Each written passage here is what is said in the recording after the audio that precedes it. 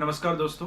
मेरा नाम साकिर साठे है और मैं करीबन 7 साल से कोस्टा रिका में रह रहा हूँ और अपना एक छोटा मोटा यूट्यूब चैनल भी चलाता हूँ। और कभी कभी मुझे टाइम नहीं मिलता बहुत सारे यूट्यूब वीडियोस बनाने का। बट जो भी छोटे मोटे वीडियोस बनाता हूँ मैं कोस्टा रिका के बारे में, बहुत सारे लोग मुझे इंस्टाग्राम पे कुछ क्वेश्चंस पूछते हैं। स्पेशली अभी फ़िलहाल कोस्टा रिका में आईटी बहुत बूम कर रहा है, राइट। आईटी के काफ़ी जॉब है और इंडिया मतलब आप समझ लो यार, आईटी इंजीनियर्स बहुत सारे हैं इंडियाज़ में। तो इंडिया से जो लोगों को ऑफर्स आते हैं यहाँ के, तो उनको बहुत सारे ऐसे कॉमन क्वेश्चन होते हैं, या जो लोग कोस्टा रिका इंडिया से कोस्टा रिका मूव हो रहे हैं, तो वो मुझे बहुत सारे इंस्टाग्राम पे क्वेश्चन पोस्ट करते हैं, मैसेज करते हैं, और मैं सबको हेल्प नहीं कर पाता। तो मैं सोचा कि यार बिना बिना प्रिपरेशन के, आप देख सकते हो मैं अपने लैपटॉप पे बैठा था, तो मैंने सोचा एक काम करता हूँ। किसी बंदे ने मेरे को मैसेज किया इंस्टाग्राम पे, तो मैं सोचा कि जो हार्ट टू हार्ट दोस्ती यारी का वीडियो, कोई स्क्रिप्ट नहीं, कुछ भी नहीं, मैंने सारे क्वेश्चन अपने फ़ोन में नोट कर लिए और सोचा कि जो लोग इंडिया से कोस्टा रिका ट्रैवल कर रहे हैं उनकी जेन्युइनली मैं हेल्प कर पाऊँ। एनीवेज मैं हेल्प करता हूँ क्योंकि अभी करीबन 1 साल से मैंने वीडियो बनाया नहीं है, जो शूट किया उसे एडिट नहीं किया, बट इंस्टाग्राम पे मैं जितने भी लोग हैं सबको मदद करता हूँ जितना मुझसे हो सके। तो मैं बोला कि यार ये जो कॉमन क्वेश्चन है उसका एक वीडियो बना लिया जाए। तो एक काम करते हैं, ज़्यादा टाइम वेस्ट नहीं करते और एक एक करके अपन क्वेश्चन ले लेते हैं पहले, ठीक है। तो सबसे पहला तो क्वेश्चन मुझे हमेशा मिलता है बंदों के सब, जो भी बंदा ट्रैवल कर रहा है, कि कॉस्ट ऑफ लिविंग क्या है, मतलब खाने का, रहने का कितना पैसा लगता है यहाँ।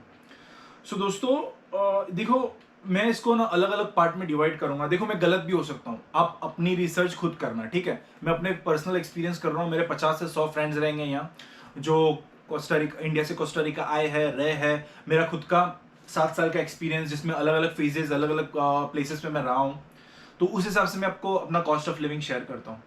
तो सबसे पहले तो हम कॉस्ट ऑफ लिविंग शेयर करूंगा, जो लौंडे लोग होते हैं, मतलब जो अकेले ट्रैवल करते हैं, तो उनका कैसा रहता है कि यहाँ अगर आप एक 2 बेडरूम अपार्टमेंट देखोगे डिसेंट लोकेशन पे, जैसे कि एक संताना हो गया और सैन होजे एरिया हो गया, इरेदिया करके एक प्लेस है, तो वो आपको एक गुड केस सिनेरियो में $1200 का पड़ जाता है, ठीक है। तो उस लोग में आप क्या कर सकते हो, उस केस में आप शेयरिंग में रह सकते हो। शेयरिंग में मतलब क्या, आपके कंपनी के 3 बंदे और अपने साथ जोड़ लो। यहाँ काफी एक अच्छी कम्युनिटी है। जब आप ट्रैवल करते हो तो आपके ऑफिस में ऐसे भी बहुत सारे लोग होते हैं जो ऑलरेडी रह रहे हैं यहाँ और उनको रूममेट की जरूरत होती है। यहाँ एक इंडियन कम्युनिटी है, बहुत बहुत अच्छी, उस पर मैं आऊंगा। तो वहाँ आप मैसेज पोस्ट कर सकते हो कि आपको लिविंग में आपको रूममेट बनना है किसी का, या आपको शेयरिंग में रूम चाहिए। वो किस सिनेरियो में आपको काफी सस्ता पड़ जाता है। जैसे कि अगर मैं रेंट पकड़ूं, मैं खुद पहले $300 के अंदर अंडर का अपना ये देता था, क्या उसको, जब मैं नया नया आया था तो अपना शेयर होता था, हम 4 लोग रहते थे। तो सेम है, तो अपन $1200 कैलकुलेट करते हैं। एक स्टैंडर्ड अपार्टमेंट देखो, पूरा फर्निश होता है और उसमें पूल, जिम वगैरह, मतलब मैं एक स्टैंडर्ड अपार्टमेंट की बात कर रहा हूँ। स्पेशली एक नाम भी लेता हूँ, एवेलॉन करके एक प्लेस है यहाँ संताना में, वहाँ काफ़ी इंडियंस लोग रहते हैं। तो वहाँ आप पकड़ लो $1200 ऑन एवरेज। इसमें निगोशिएशन भी हो सकता है, बट $1200 आप कर लिए, 4 लोगों का शेयर कर लिया, $300। और दूसरा एक्सपेंस क्या हो सकता है, इलेक्ट्रिसिटी बिल, आप कपड़े धो रहे हो, वॉशिंग मशीन यूज कर रहे हो, तो वो यूटिलिटी खींच खींच के, अगर आप एसी थोड़ा सा कंट्रोल में यूज कर रहे हो तो खींच खींच के $100। हम लोग एसी का, हम लोग 2 एसी रन करते थे पहले। अभी मेरे पास एसी नहीं है, बट पहले मेरे पास एसी था। तो अभी हम लोग जब शेयरिंग में रहते थे तो हम लोग एसी, 2 एसी चालू रहते थे, और उसका भी $100 के ऊपर कभी जाता नहीं था, $100 के आसपास आता था। बट आप समझ लो कि एक कैलकुलेशन के लिए आप $100 पकड़ लो यूटिलिटीज का। तो ठीक है, तो इसमें कैसा हो गया, $300 का आपका घर आ गया, $100 का अपना ये हो गया, यूटिलिटीज हो गया, मतलब $400 अपना अपना पूरा मामला सेट हो गया घर का। बाकी पब्लिक ट्रांसपोर्ट, और देखो अपने को ट्रांसपोर्ट वगैरह भी करना होता है, पॉइंट ए से पॉइंट 2, तो आपको पहले सजेशन करूंगा कि ज्यादा, उबर यहाँ है बट इंडिया के कंपेरेटिवली काफी काफी महंगा पड़ेगा। जैसे कि अगर आप यहाँ से, मैं अगर मेरा ऑफिस समझ लो 5 मिनट की दूरी पे 2-3 किलोमीटर है, तो आपको समझ लो 2-3-4 $4 तो देने पड़ जाएंगे उबर में। तो उसमें भी एक फायदा होता है, अगर आप रूममेट सब एक ही ऑफिस में रहते हो और तो आप 4 लोग ट्रैवल करोगे तो वो शेयरिंग हो जाएगा। तो वो केस में मैं आपको, अगर मैं कंसिडर करूँ तो $50 आप पकड़ लो ट्रांसपोर्ट के, मोटा मोटा, ठीक है। और आप वर्क फ्रॉम होम कर रहे हो, ये सब कर रहे हो, तो समझ लो इतना खर्चा नहीं होता। और मैं पर्सनल एक्सपीरियंस से बोल रहा हूँ, इतना इतना नहीं खर्चा होता। तो $50 पकड़ लो, $100 पकड़ लो, मतलब वो आपको पता है पर्सन टू पर्सन डिफर करता है। दूसरा एक्सपेंस होता है फोन, तो जनरली $20 पकड़ लो। 10,000 कोलन कोलन का हिसाब चलता है यहाँ, तो $20 में आपको अच्छा खासा ये हो जाएगा, क्या उसको बोलते हैं, इंटरनेट वगैरह आ जाएगा, वीडियो कॉल करो, कोई प्रॉब्लम नहीं है, $20 के अंदर आ जाएगा। ये सब अच्छे नंबर्स दे रहा हूँ मैं आपको। तो इसका कैलकुलेशन कितना हुआ, 300 400, इसमें हो गया 470। चलो 470 की आपको $500 पकड़ लेते हैं, ठीक है। और अगर एक और सीन है, खाना पीना। तो खाना पीना कैसा होता है, ये बड़ा इंटरेस्टिंग है। अगर आप साला अय्याशी कर रहे हो, बाहर से खाना महंगा मंगा रहे हो, तो दोस्तों एक बिरयानी करीबन कुछ 12,000 कोलन का आता है, मतलब $20-25 का तुम पकड़ लो बिरयानी आ जाती है। तो बाहर तुम ऑर्डर करोगे तो महंगा पड़ेगा तुमको। यहाँ एक फार्मर मार्केट होता है, तो आप अगर आप ट्रैवल कर रहे हो तो आप एक काम करो, कहीं भी आप रहोगे तो लोगों को पूछो कि फेरिया कहाँ होता है। जनरली सैटरडे या संडे, मोस्टली यहाँ संताना में संडे को होता है, जहाँ चर्च होते हैं। आप फेरिया नाम याद रखो, नोट कर लो, फेरिया बोलते हैं। वो हर संडे को फार्मर मार्केट होता है। वहां से अगर आप शॉपिंग कर रहे हो तो मेरे हिसाब से एक बंदा 20,000 कोलन मोर देन इनफ है। मैं इससे कम खर्चा करता था पहले, ठीक है। तो आप उसमें जाओ, सब्जी, चिकन बिकन जो भी चाहिए फेरिया से आप खरीद लो। तो आपको हफ्ते का $20 कोलन, यहाँ कोलन का हिसाब चलता है। और जब भी मैं कोलन बोलता हूँ तो मेरे माइंड में मैं 500 कोलन को $1 कंसिडर करता हूँ। वो आप अपने हिसाब से फ्लक्चुएट कर सकते हो, क्योंकि वो रेट थोड़ा सा आगे पीछे होता रहता है। तो लेट्स से $40 अ वीक, ठीक है। और इसमें आराम से पॉसिबल है, मैं इससे काफी कम खर्चा करता था। तो 4 वीक होते हैं, तो 40 × 4 कितना हुआ, $160, ठीक है। तो अभी अपन इसका कैलकुलेशन कर लेते हैं। 300, देखो पहले तो ये हो गया 470 का मैंने 500 पकड़ा, 160 का चलो 200 पकड़ लिया, ये हो रहा है 160, 200 पकड़ लिया, $700। कितना हो गया, कॉस्ट ऑफ लिविंग $700 हो गया। और ये मैं प्रैक्टिकली बोल रहा हूं, जो कुछ लोग करते हैं यहाँ, मैं भी किया हूं, ठीक है। बट मैं जब आप यहाँ ट्रैवल कर रहे हो इंडिया से कोस्टारिका, तो आप गूगल करोगे तो आपको कॉस्ट ऑफ लिविंग बताएगा $1,500 से $2,000। और मेरा पर्सनल रिकमेंडेशन आपको यही है कि देखो, हमको पता नहीं आप यहाँ कैसे रहने वाले हो, राइट।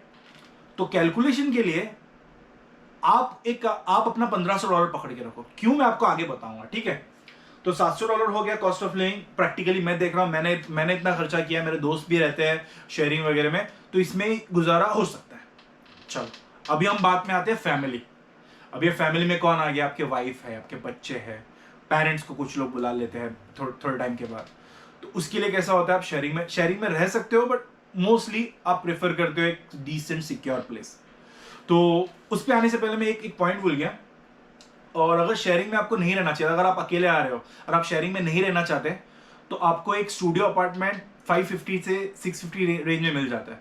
तो वो आप कॉस्ट में ऐड कर लो $200। तो उसमें कैसा होगा, आप अकेले रहोगे और कोई प्रॉब्लम नहीं है। मैं इस एरिया में रहता हूँ, तो यहाँ जो स्टूडियो अपार्टमेंट है $500 मंथ में हो जाता है, $400 मंथ में मिल जाता है, $450 में मंथ में मिल जाता है। तो आप समझ लो कि इट्स पॉसिबल। जहां आप 300 दे रहे थे, अब $200 $300 बजट बढ़ा लो, अब अकेले रह सकते हो। तो ये कैलकुलेशन मैं अपने पर्सनल एक्सपीरियंस से बोल रहा हूँ। और बहुत सॉरी दोस्तों, अच्छा खासा फ्लो में बात कर रहा था मैं। क्वेश्चन पे था इंडियन कम्युनिटी के ऊपर, तो साला कैमरे की बैटरी ऑफ होगी।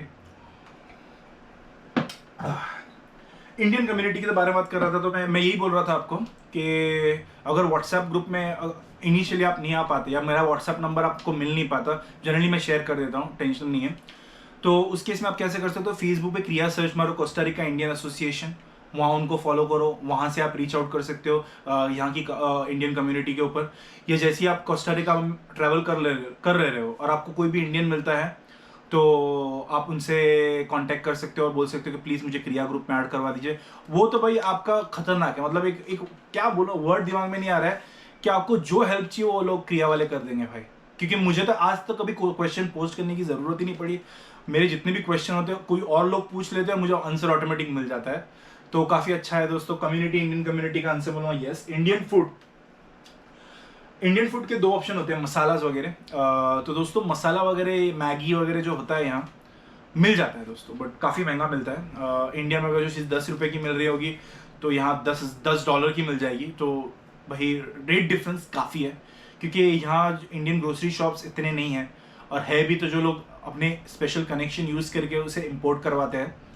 तो वो चार्ज भी वैसा करते हैं, ठीक है। छोटे छोटे बंदे, मतलब कम्युनिटी में ही कुछ लोग हैं जो बिजनेस करते हैं, बट देखो काम चल जाएगा, मतलब समझ रहे हो ना। The answer to your question is yes, Indian masala food वगैरह मिल जाएगा, पैसा ज़्यादा खर्चा करना पड़ेगा।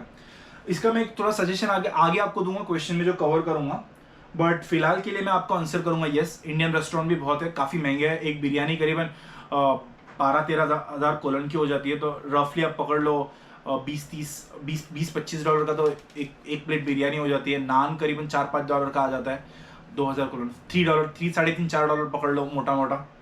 तो इंडियन फूड है यस, थोड़ा महंगा पड़ेगा, बाहर खाना भी थोड़ा महंगा पड़ेगा, और खरीदना भी थोड़ा महंगा पड़ेगा। ग्रोसरीज वगैरह का अगर आप क्वेश्चन पूछोगे, मेरे यही चैनल पे मैंने वॉलमार्ट के ऊपर एक वीडियो बनाया था। तो कभी ग्रोसरी बहुत इंपॉर्टेंट होती है, राइस वगैरह, तो वॉलमार्ट वाला वीडियो सर्च कर लो, कोस्टारिका वर्सेस वॉलमार्ट, ऐसा कुछ नाम दिया था मैंने उस वीडियो को।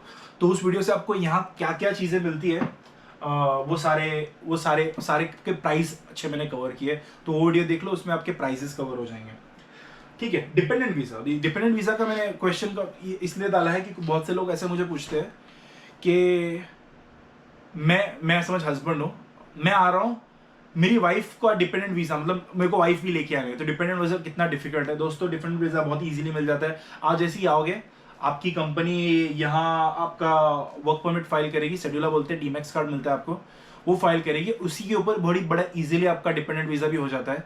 तो अगर आपको कंपनी बोल रही है कि पहले तुम जाओ और फिर वाइफ को पीछे से भेजो, जैसे ही तुम्हारा वर्क परमिट होगा, ठीक है, ये सब ढकोसला है। उनको बोल दो कि most 90% of the cases companies कैसे करती है, आपको टूरिस्ट वीजा भी भेजती है और यहाँ से वर्क परमिट फाइल होता है। That's a process, so far I know, okay. तो उस केस में कैसे बोलो कि मेरी वाइफ का, या अगर आप वाइफ आ रही है और हस्बैंड को भी लेके आना है, तो बोलो कि इनका भी टूरिस्ट वीजा करवा दो, या खुद से टूरिस्ट वीजा करवा लो, उनको यहाँ ले लो। एक बार आप कंट्री में एंटर कर लेते हो, there is no problem, at least practical level पे, मतलब जितने मैंने अपने एक्सपीरियंस से देखा है।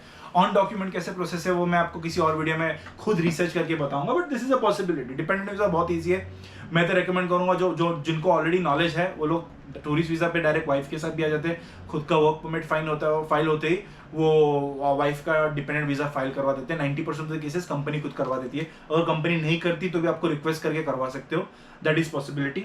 वेरी इजी प्रोसेस, आज तक मैंने नहीं सुना किसी का नहीं हुआ।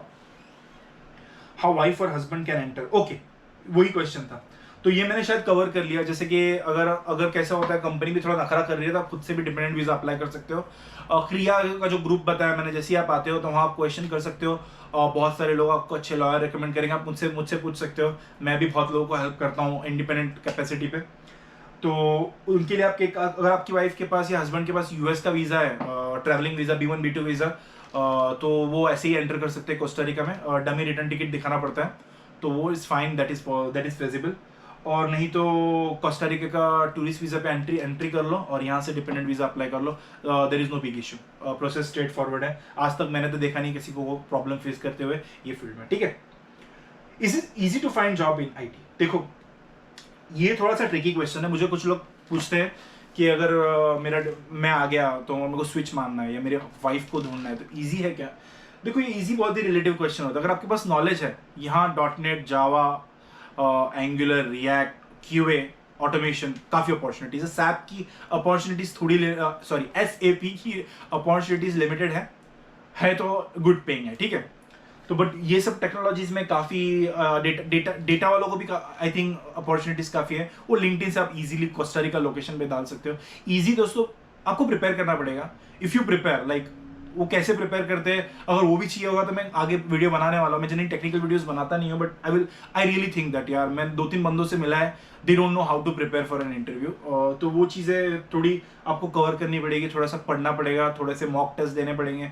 मॉक टेस्ट मतलब अगर आप डेवलपर हो तो थोड़ा बहुत ऑलमोस्ट सारी कंपनियां आपको वो टेस्ट भेजेंगी, उसमें ज़्यादा कुछ डिफिकल्ट नहीं होता। अगर आप लीड कोड प्रैक्टिस कर रहे हो तो आराम से वो एक बार वो टेस्ट निकल लिया, ओरल तो आप निकाल ही लोगे। तो that is a question for some other day. Is it easy to find?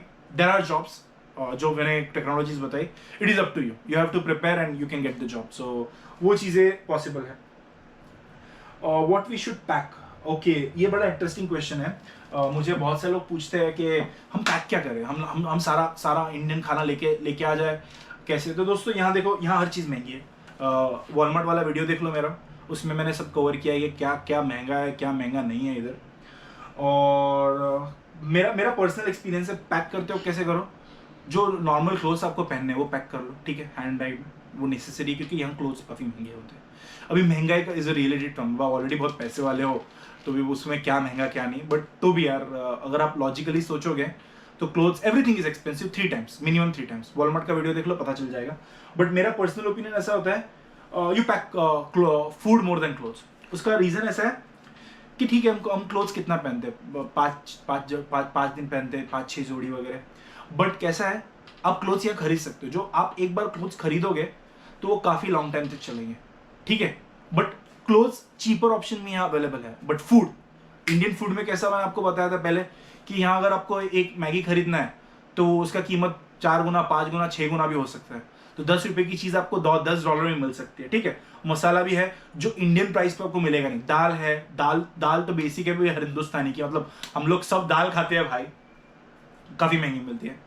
तो मेरा ऐसा रिकमेंडेशन होता है कि आप क्लोथ ज़रूरत के हिसाब से करो, और जितना खाना हो सके उतना पैक करो। जैसे इंडियन मसालाज हो गए, और उनको लेबल करो, ठीक है। और लेबल क्यों करो, क्योंकि इसमें एक ट्रिकी है, आप कोई भी सीड कोस्टारिका में एंटर नहीं करवा सकते, ठीक है। सीड इसमें भी होता है, दाल में अगर सीड लगा, टेक्निकली आपको दाल यहाँ अलाउड होना चाहिए, बट अगर सीड जहाँ दिख गया, जैसे कि जीरे में उन लोगों को सीड दिख गया था, दाल में सीड लिख जाता है, तो लोग निकाल देते, कस्टमर निकाल के फेंक देते हैं भाई। तो पहले तो कोशिश करो कि थोड़ा छुपा लो। मैगी बहुत इंपॉर्टेंट है भाई, क्योंकि Maggi is a quick food, specially जो लौंडे लोग आते हैं उनके लिए, और इन जनरल यार मैगी इज़ वेरी इंपॉर्टेंट मेरे लिए, at least on my personal opinion. जितना मैगी इतना इजीली मिलता नहीं है, जितना हो सके पैक कर लो, इंडियन मसाले पैक कर लो।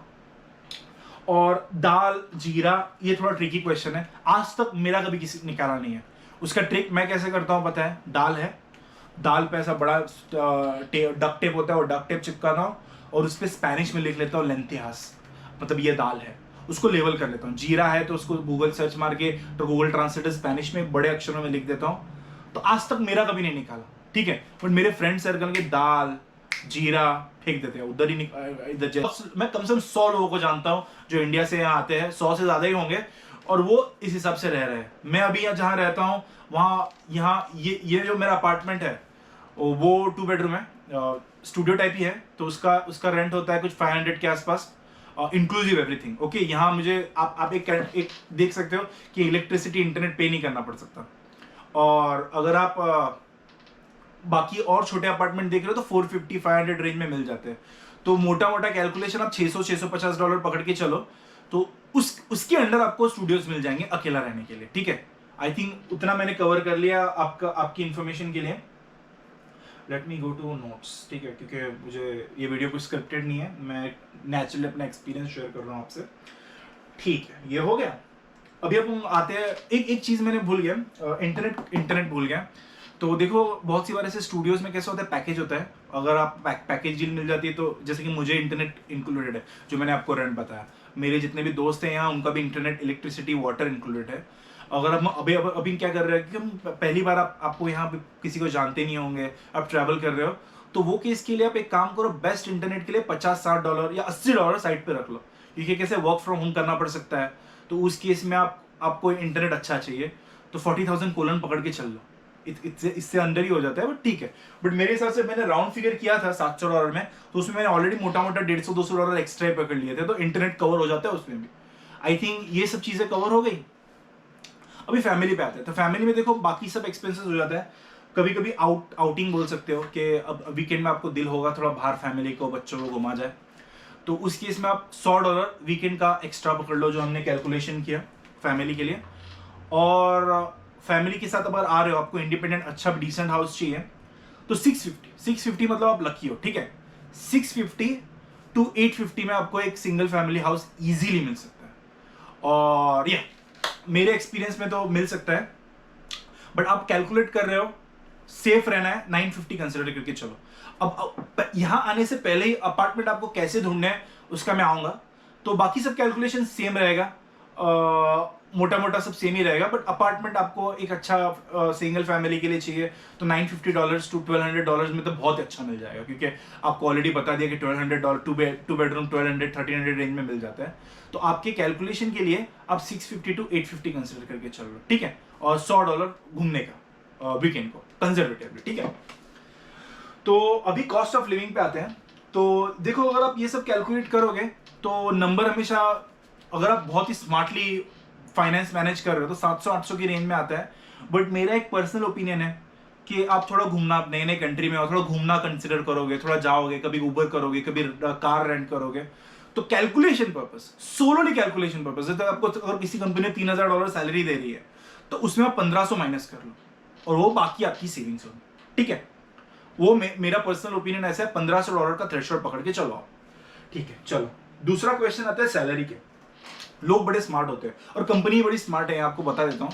अभी मैं कंपनी का कोई नाम नहीं लूंगा, तो बट क्या करते हैं, आपका कैडर सेम है, कैडर का मतलब आपका लेवल सेम है, जैसे कि आप सीनियर डेवलपर हो या सीनियर कंसल्टेंट हो, जो भी आपकी कंपनी में चलता है, तो वो शार्पली क्या करते हैं पता है, आपको अलग सैलरी ऑफर करेंगे और दूसरा बंदा जो बोलेगा कि यार मेरे को जमेगा नहीं, मेरी फैमिली ऐसी है, तो सीक्रेटली उनको थोड़ा 2 पैसा ज्यादा दे देते हैं। तो सैलरी का रेंज देखो कोस्टा रिका में काफी वाइड रेंज है, ठीक है। मैं ऐसे लोगों को भी जानता हूं जिनका सैलरी $1300 है, और मैं ऐसे बंदे से भी मिला हूं जिसका मंथली सैलरी $12,000 है। आप कैलकुलेट कर लो।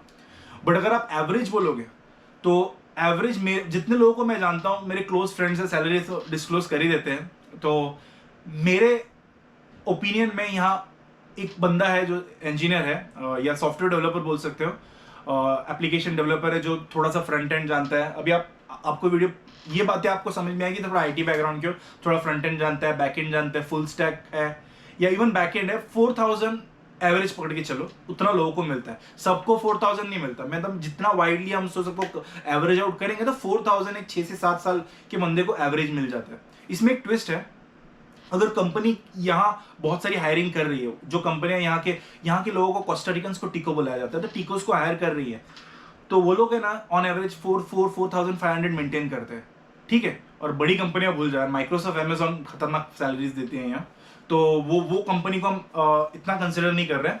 बट जो नॉर्मल सर्विस बेस्ड कंपनी, मैं नाम लेना चाहता नहीं किसी कंपनी का, बट आपको पता है कि इंडिया में जो, अगर आप आईटी फील्ड से हो तो आपको पता होगा कि सर्विस बेस्ड कंपनी कौन कौन सी होती है। तो वो लोग क्या करते हैं, बड़े ट्रिक खेलते हैं यार। वो लोग है ना यहाँ की एवरेज सैलरी से 1000-1500 कम ही देते हैं, तो उनके लिए एवरेज हो जाता है 3000 के आसपास, ठीक है। उसमें टैक्स भी कट सकता है, वो थोड़ा उसमें टैक्स 20% 25% कटेगा, वो अलग, ठीक है। तो वो मेरा एक्सपीरियंस रहा है। तो आप चाहे तो 4500 डिमांड कर सकते हो, कंपनी आपसे निगोशिएट करेगी अगर आपको यहाँ ट्रैवल करना है। बाकी आपके ऊपर है। मैंने कॉस्ट ऑफ लिविंग तो आपको बता दिया है कि $1500 पकड़ के चलो, उसके ऊपर जो है वो आपका पैसा है। फिर आपको अगर पड़वड़ रहा है तो आओ, नहीं आ रहा है तो अप टू यू, राइट। तो ये क्वेश्चन मैंने कवर कर लिया। और सैलरी निगोशिएशन वगैरह कैसे होता है, ये वीडियो में कवर नहीं करना चाहता। मैं कोशिश करूंगा अगली बार अगर कोई वीडियो बनाऊं तो उसमें वो सब चीजें मैं अच्छे से कवर करूं। जॉब मार्केट फॉर आईटी, ये बहुत से लोग मुझे पूछते हैं, क्योंकि कभी कभी कैसा होता है, हस्बैंड को जॉब मिलता है, वाइफ भी आईटी में होती है, वो जॉब क्विट करके यहाँ आ जाती है। तो जॉब मार्केट कैसा है, सिंपल वर्ड में, जॉब मार्केट अच्छा है। अभी नियर शोर का जो कंसेप्ट है दोस्तों, काफ़ी चल रहा है, और कोस्टा रिका में ज़्यादा क्राइम नहीं होता, काफ़ी अच्छी कंट्री है, खूबसूरत है, और लोगों का काफ़ी नियर शोर सेंटर खोलने का काफ़ी हब बन गया है। और बीच में पेंडेमिक आया था, यूक्रेन वॉर, ये सब की चीज़ों की वजह से और भी बहुत सारी कंपनियां कोस्टा रिका में आई है, टाइम जोन सेम होने की वजह से। तो job market, yes, job market बहुत अच्छा है यहाँ। अगर आप यहाँ आते हो, अगर आपको जॉब मिला है, आपकी वाइफ को आईटी में, अगर आप यहाँ लेके आते हो थोड़ी बहुत, अगर वो उन्होंने अच्छे से इंटरव्यू प्रिपेयर किया, तो यहाँ कंपनीज बहुत सारी ऐसी है जो आपका स्पॉन्सरशिप, पीआर वगैरह कवर करेगी।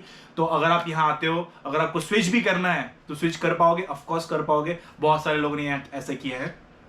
तो answer to your question, job market is really good here. वो आप लिंक्डइन से थोड़ा वेरीफाई और कर सकते हो। और फोर्थ क्वेश्चन मुझे मिलता है, if there is an Indian community, yes, यहाँ इंडियन कम्युनिटी है, काफ़ी ज़्यादा इंडियंस हैं, और काफ़ी अच्छी कम्युनिटी है। मतलब होली सेलिब्रेशन होता है, दिवाली सेलिब्रेशन होता है, छोटे छोटे इवेंट्स होते हैं। तो इसका नाम है क्रिया, Costa Rica India association, CRIA, क्रिया, CRIA, राइट, यस। तो मैंने कोई प्रिपेयर नहीं किया था, तो दोस्तों यही है, इंडियन कम्युनिटी है। तो बहुत से लोग जो मुझे मेरा व्हाट्सएप नंबर ले लेते हैं, कभी कभी कैसा होता है, मैं अगर लोग लेजिट लगते हैं तो मैं अपना व्हाट्सएप नंबर भी दे देता हूँ उनको। तो उनको मैंने बहुत सी बार हेल्प किया है कि क्रिया का व्हाट्सएप ग्रुप है वहाँ। बट अगर आप सम हाउ मुझसे कॉन्टेक्ट, मैं जनरली कैसा करता हूँ, फर्स्ट सर्व फर्स्ट सर्व, मतलब अगर मुझे 100 मैसेज आते हैं, 10 मैसेज आते हैं, तो मैं कोशिश करता हूँ पहले मैसेज किया उनको आंसर कर लूँ। तो कभी कभी लोगों को व्हाट्सएप ग्रुप में इजीली पॉसिबल नहीं होता, तो उसका मैं 2 ऑप्शन दूंगा। आप फेसबुक पे Costa Rica Indian association search कर लो, फेसबुक फटक से फॉलो करो, इंडियन कम्युनिटी आपको मिल जाएगी वहाँ।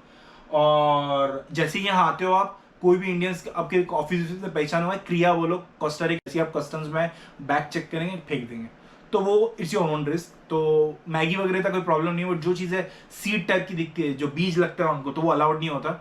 तो आप अपना लक करो। मैं कभी पता नहीं यार, अनगिनत टाइम कोस्टा रिका एंट्री किया होगा, मेरा आज तक कभी निकाला नहीं है, तो वो आपका लक है। मेरा मेरा टेक्निक अगर आप यूज करोगे, so there is a high chance कि आपका नहीं निकाला, क्योंकि एक बार मेरा दाल देखा भी था, उसने ऐसे देखा था लेबल लेंथ या स्पेनिश का, क्योंकि उनको इंग्लिश नहीं आती, तो वो लोग उन्होंने ये चीज़ छोड़ दी थी। तो ये क्वेश्चन आपको, आई होप आपको समझ में आ गया, क्योंकि बहुत ही मैं सारी चीज़ें कवर करना चाहता हूँ, क्योंकि फिर आपको किसी को पूछने की ज़रूरत नहीं है। बंदा बैठा है 7-8 साल से यहाँ रह रहा है, वो आपको end to end experience share कर रहा है, तो ये चीज़ से मेरा हो जाता है। तो कपड़े वगैरह ठीक है, इंडियन मसाला वगैरह अच्छे लेवल करके पैक कर लो, इफ़ यू आर लकी सब चीज़ें आ जाएगी, और ये सब गोल्डन हो जाता है। घी तो कुछ प्रॉब्लम नहीं आता, घी यहाँ मिलना बहुत ही महंगा मिलता है भाई, तो घी ले लो यार, दाल में मस्त की डालेंगे खाएंगे, तो वो सब बहुत इंपॉर्टेंट है। तो खाने पे फोकस रखो, और ऐसी चीज़ थोड़ा रिसर्च कर लो, और गूगल पे भी तुमको पता चल जाता है कि वो कोस्टा रिका वॉलमार्ट में क्या मिल रहा है, नहीं मिल रहा है। बट मेरा पर्सनल ओपिनियन है, क्वेश्चन को मैं बस ये बोलूँगा, खाने को प्रायोरिटी दो। घी है, इंडियन मसाला है, उसका ऐसा है कि कपड़े आपको यहाँ सस्ते मिल जाएंगे, बट इंडियन खाना आपको महंगा मिलना ही है, इंडियन मसाला आपको महंगा ही मिलना है। तो मेरा प्रायोरिटी कैसा होता है, मैं जब ये ट्रैवल करता हूँ, हैंड बैग में भी थोड़े नए कपड़े ले लेता हूँ, क्योंकि मैं जब भी इंडिया ट्रैवल करता हूँ, कपड़े मैं इंडिया से ही खरीदता हूँ, तो हैंड बैग में मैं कपड़े रख लेता हूँ, और जो मेरा कैरी ऑन और चेक इन बैग होता है, उसमें से मैगी, मसाला, घी, वो सब मैं अपना 23 kg यूटिलाइज कर लेता हूँ। तो वो मेरा पर्सनल ओपिनियन है, that is up to you, ठीक है। नेक्स्ट क्वेश्चन क्या है, is it allowed to carry Indian masala on airport? Masala allowed है, सीड्स को अलाउड नहीं है, बट तुम्हारा भाई उसको लेबल किया है। ईच एंड एवरी टाइम मैंने 5-5 किलो दाल लाई है, मेरी कभी निकाली नहीं है, तो it is up to your own risk. मैं रिकमेंड करूंगा ज़्यादा दाल सीड वाली आइटम ज़्यादा करो मत, घी पे फोकस करो, मसाले पे फोकस करो, और कोशिश करो चीज़ें लेबल कर लो स्पेनिश के अंदर, ठीक है। मैगी इज इंपॉर्टेंट, तो वो कवर कर लिया हमने। अभी कैसा है, कुछ लोग यहाँ आ जाते हैं और उनको ना अच्छे खासे टाइम तक पता ही नहीं होता है कि यहाँ की जो अर्निंग्स है वो इंडिया कैसे भेजनी है। देखो काफ़ी महंगा होता है अगर आप बैंक ट्रांसफर यूज़ कर रहे हो, तो बैंक ट्रांसफर में का प्रॉब्लम कैसा होता है पता है दोस्तों, $70 सारा ले लेते हो लोग। तो मतलब अगर आप $200 या पता नहीं है $200 भेज रहे हो, तो उसमें से $70 तो $30-40 इधर की कंपनी बैंक रख लेगी, 30-31 डॉलर अपना इंडिया का बैंक, $70 तो निकल जाते हैं। तो $70 अच्छा खासा नुकसान हो गया, 70 × 80 कर लो भाई, अच्छा खासा नुकसान हो जाता है। तो उसका एक बेस्ट सोल्यूशन स्क्रिल करके ऐप है, स्क्रिल SKRIL लिख के लिखता हूँ, मेरा मार्कर नहीं है, स्क्रिल, यस, आपको इधर सर्च करके दिखा देता हूँ, देखो स्क्रिल, ठीक है, बराबर स्पेलिंग बराबर लिया है तुम्हारे भाई ने। ये देखो, ये जो स्क्रिल ऐप है लेजिट है, मैं काफ़ी सालों से यूज़ कर रहा हूँ, मेरे सर्कल में जितने लोग भी है स्क्रिल यूज़ करते हैं, बहुत ही इंस्टेंट पेमेंट है, और रेट ऑलमोस्ट उतना ही मिलता है। तो उसमें कैसा होता है, उसमें आप छोटे छोटे अमाउंट्स भी इंडियन अकाउंट में भेज सकते हो, जैसे $500 हुआ, $600 हुआ, $100 हुआ, $50 हुआ, debit card to debit card भी डायरेक्ट हो जाता है, तो ज़्यादा लफड़ा कुछ है नहीं इस चीज़ में। तो मेरा रिकमेंडेशन स्क्रिल पे होगा, ब्लाइंडली मत फॉलो करो, मैं अपना एक्सपीरियंस शेयर कर रहा हूँ, मैं आज भी स्क्रिल यूज़ करता हूँ, मेरे सारे फ्रेंड्स भी, मोस्ट फ्रेंड्स स्क्रिल यूज़ करते हैं। अभी कैसा है, आई थिंक अगर आप बहुत बड़ा अमाउंट भेज रहे हो, जैसे कि $10,000 हो गया, $20,000 हो गया, आई थिंक वो केस में शायद से अगर आप मोटा कैलकुलेट करोगे तो आपको बैंक प्रॉफिटेबल होगा, क्योंकि इनके रेट्स में थोड़ा सा कम होता है, बट जब अमाउंट बढ़ जाता है तो आपको पता है कि वो रेट फिर हज़ारों में हो जाता है, वो छोटा सा डिफरेंस। तो अगर आप छोटे छोटे अमाउंट्स भेजने वाले हो, तो आई थिंक स्क्रिल एक good option, you can explore that. और बाकी क्या है, आप अपना बैंक का रेट देख सकते हो और स्क्रिल का रेट देख सकते हो बिना भेजने से पहले, तो that is one option, that is one of the best options. Transfer on, is it country safe? देखो यार, कंट्री बड़ी सेफ है, आज तक मैंने पर्सनल लेवल पे कभी कोई प्रॉब्लम नहीं देखा, ना कोई चोरी हुई है, ना कभी किसी ने मेरे को कोई चाकू लगाया है, ना मुझे कभी किसी ने लूटने की कोशिश की है। बट थोड़ा स्मार्ट होना चाहिए। देखो मैं कभी रात के 11 बजे कहीं बीच में अंदर घुसने की कोशिश करता ही नहीं हूँ, ठीक है, क्योंकि देखो खतरा हर जगह होता है, तो 1.5 शाना बनने का नहीं, मतलब मेरे हिसाब से विथ ऑल रिस्पेक्ट, जहाँ जाता हूँ दिन में कोई प्रॉब्लम नहीं है। 10-11 बजे के बाद मैं थोड़ा लोनली बीच पे जाने की कभी कोशिश नहीं करता, सड़क पे कभी अकेला जाने की कोशिश नहीं करता। ऐसा कोई खतरा है नहीं, बट सेफ देखो, नॉर्मल सेफ्टी तो हर जगह करनी पड़ती है, बट मोटा मोटा बोले तो इस country safe, yes very safe. मतलब मैंने कभी ऐसा सुना नहीं है कि कोई मर्डर हो गया है। जैसे यूएस वगैरह में गन लॉ इतने लीनियंट होते हैं, इतने गन लॉ या इतने लीनियंट भी नहीं है, काफ़ी सेफ है। पब्लिक ट्रांसपोर्ट में आप जाओ, बीच इंजॉय करो। रात के 11-12 बजे खुजली बीच बीच में जाओगे तो लूट लाट जाओगे। जैसे सामान को मुंबई में भी अपन रहते हैं, मतलब मैं मुंबई से हूँ, तो अगर आप कोई सामान स्टेशन पे अनअटेंडेंट रख लोगे, तो ध्यान नहीं रखोगे तो कोई उठा लेगा, वैसा सब पॉसिबल है। तो कॉमन सेंस यूज करो। ओवरऑल कंट्री सेफ है, कोई प्रॉब्लम नहीं है, बड़ी सेफ कंट्री है। ये थोड़ा ट्रिकी क्वेश्चन है, बहुत से लोग मुझे पूछते हैं can we apply for USA visa from here. Yes, ये काफ़ी आसान है यहाँ। इंडिया में काफ़ी मगजमारी होती है, बट मेरे एक्सपीरियंस में 1 या 2 फ्रेंड्स को छोड़ के सबका अप्रूव हुआ है यूएस वीज़ा 10 साल का डायरेक्ट। तो यहाँ अगर आप आते हो, और अभी ये अनएथिकल चीज़ें मैं बोलना नहीं चाहूँगा, बहुत से लोग क्या करते हैं यहाँ आते हैं और फिर यूएस जाते हैं, फिर वहाँ जॉब हंटिंग शुरू कर देते हैं। बट यहाँ से B1 B2 वीज़ा लेना काफ़ी आसान है। तो मेरा रिकमेंडेशन होगा आप आओ यहाँ। अगर आपको यूएस घूमने में इंटरेस्ट है, 3 घंटे का फ्लाइट होता है, 3-4 घंटे में आई थिंक मायामी पहुँच जाते हो आप, और फ्लाइट टिकट भी कुछ $300 के अंदर होता है। आप थोड़े स्मार्ट हो तो 2-3 एयरलाइंस वगैरह है, वो $200-250 का भी रिटर्न टिकट ऑफर करते हैं। मैं $190 में एक बार ट्रैवल किया हूँ फ्लोरिडा, ठीक है, अब समझ लो फिर। तो यूएसए वीज़ा आसान है, आसान मतलब समझ लो यार, अप्लाई करना है, मिल जाता है इजीली। अभी कोविड की वजह से थोड़ा अपॉइंटमेंट का गड़बड़ हो गया है। अगर आप यहाँ हो तो एवरीडे अगर आप चेक करते हो तो कभी कभी स्लॉट्स आपको लकी हो तो खुल जाते हैं। तो yes, there is a possibility. Is it a good study opportunity? देखो, स्टडी का मैंने ज़्यादा एक्सप्लोर किया नहीं, बट मैंने यहाँ कुछ लोगों को मिला है जिन्होंने यहाँ स्टडी की और सेटल है। तो स्टडी अपॉर्चुनिटीज़ अच्छी हैं, यहाँ कुछ गुड यूनिवर्सिटीज़ है जो अच्छा एजुकेशन प्रोवाइड करती है, और काफ़ी अच्छे जॉब ऑफर्स भी मिलते हैं उनको। और ज़्यादा नहीं, मैं उतना ही आंसर करूँगा जितना ज़्यादा लोगों को पहचानता नहीं। 2-3 स्टूडेंट से मिला था एक बार, और एक बंदे से मिला था जो यहाँ स्टडी कर चुका था। तो अपॉर्चुनिटीज़ है, और उसका एक क्राइटेरिया होगा, आपको स्पेनिश सीखनी पड़ेगी, ठीक है। तो वो बहुत इंपॉर्टेंट है। यहाँ की जो मेन लैंग्वेज है स्पेनिश है। आप सड़क पे जाओगे तो थोड़ा बहुत स्पेनिश बोलना पड़ेगा आपको, नहीं तो गूगल ट्रांसलेटर के ऊपर आपको डिपेंड होना पड़ेगा। तो वो चीज़ हो गई। पब्लिक ट्रांसपोर्ट बहुत बढ़िया है दोस्तों। लोग कितना भी कुछ भी बोले पब्लिक ट्रांसपोर्ट खराब है, कुछ नहीं यार, कोई खराब नहीं है यार, पब्लिक ट्रांसपोर्ट बहुत अच्छा है। बेस्ट वे मैं एक यूज़ करता हूँ, मेरे को कहीं घूमना होता है, अभी तो फिलहाल मैं ड्राइव करता हूँ, बट जब मुझे बस में ट्रैवल करना होता था तो मैं हमेशा वो यूज़ करता था। उससे पहले उस ऐप का नाम दूसरा था, बट अभी शायद कुछ मर्जर वगैरह हो गया। वो लिंक मैं आपको डिस्क्रिप्शन में दे दूंगा ट्रैवल के लिए। बहुत है पब्लिक ट्रांसपोर्ट को, आपको बस पता होना चाहिए कहाँ से कहाँ बस पकड़नी है। पूरे कोस्टा रिका में बस में घूम सकते हो, बड़ा सस्ता होता है, कोई प्रॉब्लम नहीं है। Public transport is very good. मैं एक लिंक भेज देता हूँ खुद का पर्सनल आज भी मैं यूज़ करता हूँ, कभी फेरीज वगैरह बुक करनी होती है तो वो लिंक काफ़ी अच्छी है। बेस्ट वे आई थिंक बोलते हैं। उससे पहले कुछ कोई लोकल कंपनी थी, बट अभी शायद कुछ मर्जर हो गया है। तो वो लिंक मैं आपको दे देता हूँ, उसमें आपको पॉइंट भी डालना होता है, पॉइंट भी डालना होता है, सारे ऑप्शन आ जाते हैं, बस, शटल्स, और कुछ शेयरिंग का कार वगैरह का ऑप्शन होता है। तो वो बहुत अच्छा ऑप्शन है, तो वो मैं आपको डिस्क्रिप्शन में डाल दूंगा। अभी आपको आते हैं how to book an apartment. देखो, मैंने आपको मोटा मोटा आपको बताया मैंने कि पानी पी लेता हूँ। तो आपको मैंने मोटा मोटा बताया कि अपार्टमेंट का प्राइस क्या चलता है। तो ओन रिसर्च बहुत इंपॉर्टेंट होती है। तो यहाँ एक वेबसाइट है Encontra24 करके, उसको लोग ये बोलते हैं Encontra 24 बोलते हैं। 24 इज नथिंग बट 24। सो वो वेबसाइट में आप देख सकते हो। तो अभी उसमें ट्रिकी पार्ट है, मैंने इंडिया से वेबसाइट कभी एक्सेस नहीं की। अभी रिसेंटली कुछ वीक्स पहले मैं किसी को हेल्प कर रहा था थ्रू इंस्टाग्राम यहाँ आने के लिए। तो मैं उनको बोल रहा था कि काम करो, आप या वेबसाइट पे जाओ, यहाँ अच्छे उनका नसीब भी बहुत अच्छा था। उनको कुछ $400 में सिंगल अपार्टमेंट मिल रहा था, मतलब मिल सकता है। उसमें इलेक्ट्रिसिटी, वाटर सब इंक्लूडेड था, मतलब $400 दो, घर अपना अकेले का, ठीक है। तो वो एक्सेस नहीं हो पा रहा था। तो मुझे पता चला शायद ये जो वेबसाइट है Encontra24 वो शायद आउट ऑफ कोस्टा रिका थोड़ा प्रॉब्लम देती है। तो उस केस में आप वीपीएन यूज़ कर लो। एक्सप्रेस वीपीएन वगैरह होता है जो फर्स्ट मंथ फ्री देता है। तो वो आप यूज़ करके अपना ओन रिसर्च कर सकते हो। 90% सिनेरियो में तो आप पहले से बुक कर सकते हो अपार्टमेंट। वो एक ऑप्शन हो गया। दूसरा है एयरबीएनबी। एयरबीएनबी काफ़ी अच्छा ऑप्शन होता है। लोग यूज़ नहीं करते इतना, बट एयरबीएनबी जैसे कि आप आपका ऑफिस समझ लो सैन होजे में है, संताना में, ठीक है।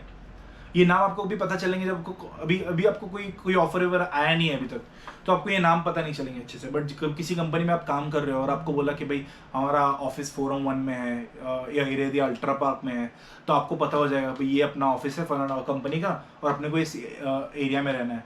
तो Encounter24 से और एक अच्छा ही है, उसमें कैसे मंथली रेट्स अच्छे मिलते हैं आपको, और एयरबीएनबी भी अच्छा है। एयरबीएनबी क्या है, ठीक पार्ट है, मतलब और आप 2 दिन का सिलेक्ट करोगे, ठीक है, तो उसमें आपको अच्छा खासा महंगा दिखाएगा। 3 दिन का सिलेक्ट करोगे महंगा दिखाएगा, बट उसमें ना मंथली ऑप्शन होता है।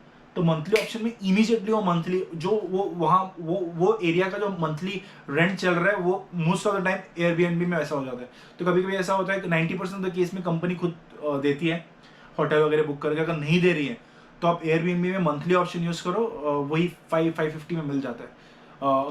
अगर आप लकी हो, कभी कभी वही जो मैंने आपको बताया 700-800 का रेट चलता है, बट मंथली ऑप्शन सिलेक्ट करो, मतलब इट्स अ गुड ऑप्शन। मतलब आप पहले से सेलेक्ट कर सकते हो कि भाई मैं कहाँ रुकने वाला हूँ ऑफिस के नज़दीक। तो वो ये 2 चीज़ मैं रेकमेंड करूँगा आपको। इलेक्ट्रॉनिक सस्ता है नहीं यार, आईफोन वगैरह कोस्टारिका में महंगे हैं। मैं आपको पहले अभी बताता हूँ, Costa Rica is an independent country, it's not a part of north America, मतलब यूएसए का पार्ट नहीं है ये कंट्री। तो इसमें कैसा होता है, वही टैक्सेस होते हैं। अगर आपको आईफोन खरीदना है तो वही यार डबल भाव में मिलेगा आपको जो इंडिया का भाव चलता है। चलो थोड़ा बहुत शायद कम होगा, बट यूएस इतना सस्ता नहीं मिलेगा। वही ऑप्शन होते हैं, बट 90% केसेस में कैसा होता है, लोग जब यहाँ आते हैं तो इमीडिएटली यूएस वीज़ा अप्लाई कर लेते हैं। जैसे मेरे पास भी 10 साल का वीज़ा है, मेरे सारे फ्रेंड्स के पास 10 साल का है। तो हमको जब भी कुछ शॉपिंग करनी होती है, घूमना होता है, तो देखो आप स्मार्टली करो। एवियन का करके एक एयरलाइन है, उनका रेड कलर का रहता है, it's out of context, but अगर आप यहाँ ट्रैवल कर रहे हो तो ये सब चीज़ें आपको बड़ी हेल्प करेगी। तो वो $200 के अंदर हो जाता है अपना टिकट। अभी शायद $300 में हो जाता होगा अगर आप का टाइमिंग सही नहीं है तो वो रेट में आपको फ्लाइट मिल जाती है। वीज़ा हो तो आप जाके आ सकते हो, और नहीं भी है तो मैं तो रेकमेंड करूँगा, मैं तो सबको रेकमेंड करता हूँ यहाँ आते US B1 B2 अप्लाई करो। ऑनेस्ट रहो, कोई टेंशन नहीं बोल देने का, कुछ रिश्तेदारी दिखाने का नहीं। कभी कभी रिश्तेदारी दिखाने में कैंसिल मार देते हैं वीज़ा, ठीक है। वो लोग ऐसा सोचते हैं कि भाई ये जाके उधर सेटल हो जाएगा। ऑनेस्टली बोलो भाई ट्रांजिट के लिए यूज़ करना है, मेरे को घूमना है उधर, बचपन का सपना है डिज्नी वर्ल्ड यूज़ करने का। मजाक नहीं कर रहा, लोग ऐसा रीज़न, एक बंदे का एक बार कैंसिल हो गया था, बोला रिलेटिव है, पर्सनल एक्सपीरियंस शेयर कर रहा हूँ मैं। उसको बोला क्या कर रहा है भाई, तू नेक्स्ट टाइम अपना आराम से रुक के अप्लाई कर। तो दो मैंने रिकमेंडेशन दी थी, ठीक है। पर्सनल ओपिनियन है, अगर ये कितना एप्लीकेबल होता है पता नहीं, साकिर भाई का तुम्हारा पर्सनल ओपिनियन है। तो मेरा ओपिनियन ऐसा था कि तुम ये करो, अपने को ग्रुप में कोई मतलब 5-6 दोस्त ग्रुप में मत करो, ग्रुप में पता नहीं रिजेक्ट हो जाएगा। वो लोग को ऐसा लगेगा ग्रुप बना के यूएस जाएंगे, फिर उधर वो कुछ कांड कर लेंगे या रुक जाएंगे। तो कोशिश करो कि सोलो डेट लो, तो उसमें आपके सर्कल का कोई अप्लाई ना कर रहा हो, सीक्रेटली करना पड़ता है ऐसा, ठीक है। वो एक कर लो आप, 160 फॉर्म बोलते हैं शायद, वो इजीली आप थोड़ा यूट्यूब सर्च करोगे तो इजी फॉर्म भरना होता है, तो वो आप यहाँ से कर लेते हो, अकेले करोगे। और ऑनेस्टली कोई रिश्ता दिखाने की जरूरत नहीं, बोलने का भाई बचपन का सपना है मेरा डिज्नी वर्ल्ड जाने का। मैंने अपने दोस्त को एक रेकमेंड किया था, फर्स्ट टाइम उसका रिजेक्ट हुआ था, सेकेंड टाइम पास हो गया। तो it is up to you, case by case होता है, तो वो आपके थोड़ा नसीब लक फैक्टर होता है, but it's a good opportunity, probability high. और इलेक्ट्रॉनिक सस्ता है। आई थिंक मैंने सारे इंपॉर्टेंट क्वेश्चन कवर कर लिए, मुझे लगता है मैंने बहुत बड़ा वीडियो बना दिया है। तो भी जो ऐसे टाइम पास के लिए देख रहे हैं उनके लिए वीडियो बड़ा छोटा कुछ फर्क नहीं पड़ता, बट जो लिटरली यहाँ ट्रैवल कर रहे हैं उनके लिए मैंने काफ़ी इंपॉर्टेंट वीडियो बनाया है ये। तो और चीज़ें क्या सकते थे मेरे, ठीक है। तो अभी कैसे होता है, सारे क्वेश्चंस कभी कभी मैं कवर नहीं कर सकता, क्योंकि ये मैंने ऐसे ही बैठे बैठे मैं सोचा कि एक वीडियो बना लिया जाए। तो शायद मैंने अगर कोई क्वेश्चन कवर नहीं किए रहेंगे तो मैं इंस्टाग्राम पे आप मुझे मैसेज कर सकते हो। मैं इंस्टाग्राम पे बहुत रिप्लाई करता हूँ। बीच में मैंने प्राइवेट कर दिया था प्रोफाइल, और यार बंदे बहुत, यार एक बंदे को मैंने व्हाट्सएप नंबर शेयर किया था, रात को फ़ोन कर रहा था भाई, मैं उसको बोल रहा था मेरी जान, और रात को फ़ोन, मतलब अभी कैसा होता है 12 घंटे का फ़र्क है, इंडिया में दोपहर, तो मेरे यहाँ मिडनाइट है। मैं उसको बोलता हूँ मत कॉल कर यार। तो दो बंदों ने ऐसा किया था, एक बंदे ने तो इंस्टाग्राम पे फ़ोन करता था मेरे को यार। मैं उनको बोला यार मैं तुमको हेल्प करने की कोशिश कर रहा हूँ बेस्ट ऑफ माई नॉलेज, और अभी तक मैंने बहुत लोगों को कोस्टारिका मूव होने में हेल्प की है, लिटरली मैं जितना हो सके लोगों को हेल्प करता हूँ by heart. I am a really nice guy, तो मैं कोशिश करता हूँ, बट लोग एक्सप्लॉइट कर लेते हैं यार। तो क्या करें। तो मैं थोड़ा सा मैं केयरफुल रहता हूँ। बट अभी मैंने 2-3 लोगों को व्हाट्सएप नंबर शेयर किया था इंस्टाग्राम से, क्योंकि मैंने थोड़ा देखा प्रोफाइल लेजिट लगा, फैमिली देख ली थी कि भाई बंदे आ रहे हैं, ट्रैवल कर रहे हैं। तो मैं बोला चलो व्हाट्सएप पे मुझे कांटेक्ट करो, मैं आपको पूरा जितना हो सके उतना हेल्प करूँगा। So that is a scenario. But अभी आपका सिनेरियो कैसे, अगर मैंने कोई क्वेश्चन कवर नहीं किया and you really have important question, मेरे को इंस्टाग्राम पे मैसेज करो, तो मैं फिर रिप्लाई करता हूँ। इंस्टाग्राम पे मैसेज रिप्लाई करता हूँ। नहीं तो भी मैंने एक अच्छा मेथड निकाला है। मैं एक व्हाट्सएप चैनल बना रहा हूँ, तो उसमें कैसे मेरा खुद का चैनल रहेगा व्हाट्सएप चैनल, मतलब उसमें कैसे अपडेट्स वगैरह दे सकते हो। तो अगर आप मेरे को कोई मैसेज करते हो तो मैं वो इमीडिएटली व्हाट्सएप चैनल में भी वो आंसर करके डाल दूंगा उसमें। तो उसमें एडवांटेज कैसा होगा कि आपने मुझे कुछ पूछ लिया कि भाई फलाना में कितना सैलरी लेना चाहिए या कैसे निगोशिएट करूँ, या कुछ भी क्वेश्चन पूछ लिया, तो उसका आंसर मैं वो चैनल में भी डाल दूंगा। तो उससे कैसा होगा, मुझे इंडिपेंडेंट रिप्लाई करने की जरूरत नहीं पड़ेगी। और अगर आपका क्वेश्चन बाकी 10 लोगों के लिए एप्लीकेबल है तो बाकी 10 लोगों की भी हेल्प हो जाएगी। तो वो एक अच्छा ऑप्शन है। तो वो चैनल, व्हाट्सएप चैनल का लिंक मैंने अपने वीडियो के डिस्क्रिप्शन में डाल दूंगा। तो आप वहाँ से व्हाट्सएप में मुझे कनेक्ट कर लो, और फिर देखते हैं यार, अगर आपको लेजिट लगा, मुझे लगा कि आपको रियली ज़रूरत है या कुछ भी ऐसा, मेरे बेस्ट ऑफ माई थिंग, मैं फर्स्ट का फर्स्ट हम देखता हूँ। जैसे मेरे पास 25 मैसेजेस आते हैं, तो मैं हर वेडनेसडे इवनिंग बैठता हूँ, देखता हूँ, ठीक है जितने को मैं 1-2 घंटे में हेल्प कर सकता हूँ मैं हेल्प करता हूँ। That is my policy. क्योंकि मुझे ऐसा लगता है कि अगर मैं दूसरों का भला करूँगा, दूसरों को हेल्प करूँगा, तो ऊपर वाला मुझे हेल्प करेगा। तो दैट इज़ माई मेंटालिटी। तो I am always like that. और क्या बोल सकते हैं, और कौन से क्वेश्चन है। ठीक है, मैंने बहुत से लोगों को यहाँ जॉब ढूंढने में मदद की है। कुछ लोग स्मार्ट होते हैं, अभी मैं बोलूँगा नहीं कौन से चैनल पे, नहीं तो सब लोग मुझे वहाँ मैसेज कर देंगे। पर उनको राइट चैनल से उसने मुझे मैसेज किया था कि भाई मुझे जॉब के लिए रेफ़र कर लो, ये कर लो। तो मैंने काफ़ी हेल्प की है। तो इसमें कैसा है, बहुत सारी यहाँ कंपनी होती है दोस्तों, जो कोस्टा रिका में और स्पॉन्सरशिप देती है, लिटरली इंडिया से हायर करके आपको यहाँ मूव करा देते हैं। फिर सैलरी वगैरह आपको, जो मैंने रेंज बताई, आप खुद भी नेगोशिएट कर सकते हो। तो अगर आप सॉफ्टवेयर इंजीनियर हो या आईटी बैकग्राउंड से हो, जैसे कि डेटाबेस साइड से हो, थोड़ा बहुत डेटा एनालिटिक्स वगैरह, हडूप वगैरह भी होता है, बिग डेटा वगैरह का जो कंसेप्ट भी, और भी बहुत सारे टूल्स हैं, मुझे रिकॉल नहीं हो रहे। मेरा बैकग्राउंड फुल स्टैक का है, तो अगर आप एंगुलर, रिएक्ट थोड़ा बहुत जानते हो, .NET, जावा, और वो फुल स्टैक प्रोफाइल है, या pure front end pure front back and profile है, जो अपने स्टैंडर्ड प्रोफाइल्स होते हैं, तो उसका एक काम करो, मैं अपना ईमेल आईडी डाल रहा हूँ अपने डिस्क्रिप्शन के अंदर। तो आप मुझे अपना रेज्यूमे ईमेल कर लो और आपकी एक्सपेक्टेड सैलरी। तो उससे एडवांटेज होगा, मैं काफ़ी लोगों को यहाँ जानता हूँ, तो मैं आपका रेज्यूमे राइट चैनल को फॉरवर्ड कर दूंगा। बट अगर एक कंडीशन है कि अगर आप सिलेक्ट हो गए तो दुआ में मुझे याद रखना, क्योंकि I really believe on blessings. So वो मैं कर देता हूँ, तो मैं कोशिश करूँगा, आप बस दुआ में मुझे याद रखना। और आप इंजीनियरिंग फील्ड से हो तो मेरे लिए थोड़ा आसान होता है, क्योंकि you know that's my field. तो उसमें कैसा होता है, मैं रेफर इजीली करवा पाता हूँ लोगों को, हेल्प इजीली करवा पाता हूँ। उसके अलावा बहुत एक बंदा मिला था, उसको कुछ यहाँ खेती करनी थी, पैसे वाला था, उसको बिजनेस में इंटरेस्ट था, तो मैंने उसको भी हेल्प की थी आउट ऑफ द वे जाके। तो वो केस है, अगर आप सिर्फ यहाँ ट्रैवल करना चाहते हो और आपको राइट चैनल पता नहीं है, तो दोस्तों देखो, वो केस में मैं एक गूगल फॉर्म बना के डाल दूंगा।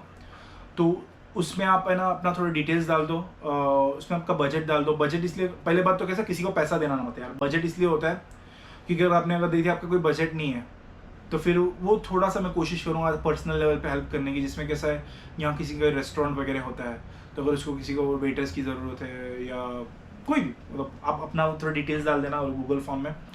तो फिर मैं देखूंगा कि भाई बंदा है, अगर अब तुम फुल स्पॉन्सरशिप कर पा रहे हो, नहीं कर पा रहे हो, थोड़ा डिफिकल्ट होता है, ये काफ़ी डिफिकल्ट प्रोसेस है। तो मैं कोशिश करूँगा, देखो कभी 10 में से एक की हेल्प हो सकती है, मतलब लॉटरी जैसा हो जाता है, तो वो मैं कोशिश कर लूँगा। बट इन केस अगर आपका बजट है, जैसे कि देखो यहाँ कोस्टा रिका का सिर्फ टूरिस्ट वीज़ा लेने के लिए आपको ना एक लाख का मिनिमम स्टेटमेंट दिखाना पड़ता है टूरिस्ट वीज़ा के लिए, सिर्फ कि बैंक में 1 लाख रुपया पड़ा है मेरा, क्योंकि उसको कैसे ऐसा सिस्टम रहता है कि आप है ना अपने आप को सपोर्ट कर पाओगे या एक्सपेंस कवर कर पाओगे। तो उसमें कभी कभी लोग दोस्त से लेके वगैरह बहुत सारे से लूप होल होते हैं, दैट आई विल हेल्प। अगर अपनी बात हुई तो I will help on that कि कैसे करना होता है। तो वो हो गया। बट कुछ लोग हैं जिनको यहाँ ट्रैवल करना, पैसा काफ़ी है, यहाँ एक बार 6 महीने के लिए आ गए, वो रेस्टोरेंट खोलने का ताकत रखते हैं, या ये बंदा था जिसने बनाना का खेती करना था उसको, तो बनाना फार्म खरीदने की ताकत रखता है। तो वो बजट काफ़ी इंपॉर्टेंट होता है। तो अगर आपका बहुत से, क्योंकि हाँ, क्यों मैंने ये आइडिया क्यों आया था, मैं एक बंदे से मिला, बीच में मैं इंडिया गया था, तो उसने कुछ 5 लाख रुपए दे दिया था किसी एजेंट को, और यहीं कोई लैटिन अमेरिकन कंट्री। और फिर ऐसा ट्रिक था यूएस जाने के, बहुत सारे ऑप्शन होते हैं, वो ऐसे कैमरे पे मैं बोलूँगा तो मैं कुछ I can just say that. तो उसको नुकसान हो गया था यार। तो पहली बात तो कभी किसी ने पैसा मांगा 5 लाख रुपए तो ऐसा देना मत। और मेरे ना कभी से मैंने आपका डेटा लूंगा, अगर डेटा लीक हो गया तो कभी किसी को पैसा देने का नहीं। उसने 5 लाख दिया, फंस गया। तो मेरा पर्सनल रिकमेंडेशन है ऐसा पैसा देने का नहीं। राइट चैनल होता है, पैसे का रहता है। जैसे कि अगर मैं बजट लिख रहा हूँ तो उसमें ऐसा है कि मेरे कुछ दोस्त है जो लोग कंपनीज चलाते हैं ऐसी, तो उनको बोल दूंगा कि बंदा है, उसका अच्छा खासा कैपेसिटी है, तो अगर आपको 5 लाख का बजट दे दिया तो उसमें ऐसा होगा 1 लाख तो आपको दिखाने का होगा कि भाई टूरिस्ट वीज़ा लेना है अपने को। फिर टूरिस्ट वीज़ा के बाद अगर आपको यहाँ के रेसिडेंसी फाइल करनी है तो उसका लॉयर का चार्जेस होता है।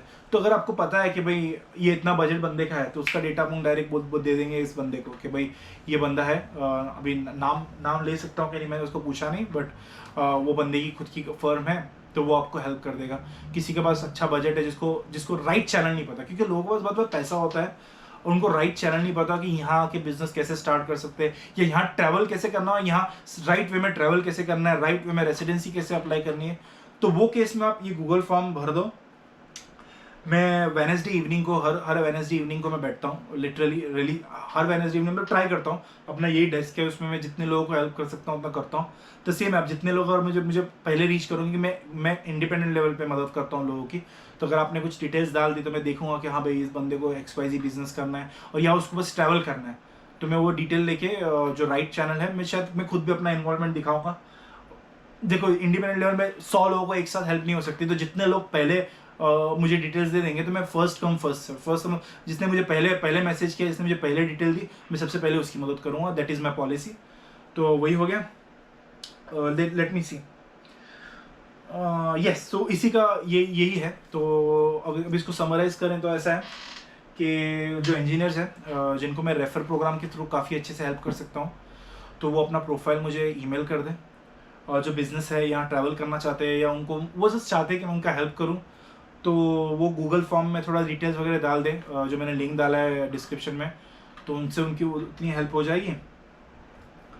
और I think that's it. I think बाकी सब चीज़ें और क्वेश्चंस है तो आप इंस्टाग्राम पे मुझे मैसेज कर लो, और व्हाट्सएप चैनल का लिंक मैंने डाल दिया, तो व्हाट्सएप चैनल में कनेक्ट कर लो। तो उसमें 1-to-1 कोशिश करूँगा कि आपको जितना हेल्प कर सके उतना करूँगा। ठीक है, तो आई थिंक मैंने वीडियो काफ़ी बड़ा बना दिया, बट मुझे ऐसा लग रहा है कि ये हार्ट टू हार्ट बोला है, मैंने अपना प्रॉपर एक्सपीरियंस शेयर किया है। बहुत से लोग इतना डिटेल में अपने सारे क्वेश्चन आंसर नहीं करते, पता नहीं क्यों, मुझे आज तक समझ में नहीं आया कि लोग इतना ऑनेस्टली क्यों क्वेश्चन आंसर नहीं करते। बट मैंने अपने हिसाब से सब मदद कर ली है जितना मुझे दिमाग में आया, अनस्क्रिप्टेड डायरेक्टली। जैसे कि आप मेरे दोस्त हो, जैसे मैं अपने दोस्तों को मदद करता हूँ, वैसे ही मैंने आंसर कर लिए सारे क्वेश्चन। अभी नेक्स्ट वीडियो में मैं एक कोशिश करूँगा, एक और ऐसा ही वीडियो बनाऊँ कैंडिड, जिसमें मैं कोशिश करूँगा कि इंटरव्यू प्रिपेयर कैसे कर सकते हैं और यहाँ जॉब कैसे हंटिंग हो सकती है। 2-3 वैसे तो मैंने बता दी, मैं डिटेल में अगर आप इंडिया में हो, उसमें कोस्टा रिका आ गया, लैटिन अमेरिका आ गया, कोलंबिया आ गया, लैटिन अमेरिकन कंट्रीज आ गई, यूएस के भी बहुत सारे ऑप्शंस होते हैं, बट वो नेक्स्ट लेवल पे होता है, वो बाद में कवर करेंगे। बट ये जो मैंने अपने आंखों से देखा है, जितना मुझे यहाँ जॉब्स कैसे लेने हैं, यहाँ कैसे एंटर कर सकते हो आप, तो वो सब चीज़ें, सैलरी कैसे निगोशिएट कर सकते हो, तो वो सब चीज़ें मैं अपने नेक्स्ट वीडियो में कवर करूँगा। तो उसके लिए आप चैनल को सब्सक्राइब करिए, नोटिफिकेशन ऑन करके रखिए, और वो व्हाट्सएप चैनल में तो आप रहोगे ही, तो जो भी ऐसा मुझे अपडेट्स रहेंगे तो मैं आपसे ज़रूर शेयर करूँगा। तो बस आज का वीडियो मुझे लगता है बहुत ही इन्फॉर्मेशन वाला बना है। तो अगर आपके कोई भी क्वेश्चंस है, do reach out to me, and thanks for watching this video. See you next time. बहुत बहुत शुक्रिया।